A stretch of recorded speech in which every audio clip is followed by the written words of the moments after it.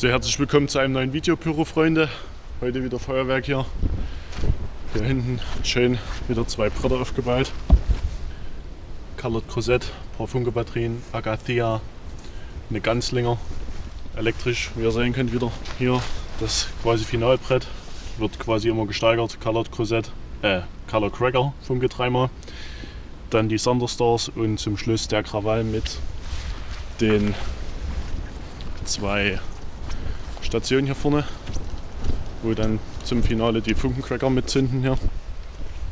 Hier 2 und hier drüben nochmal dasselbe und zwischendrin nochmal 2 Zinkvulkane und als Start eine einfache Panda Pegasus hier. Weco. Es regnet ein bisschen, aber dürfte dem Ganzen nicht zum Abbruch tun. Ich bin gespannt drauf, wie es wird und ich wünsche euch jetzt viel Spaß.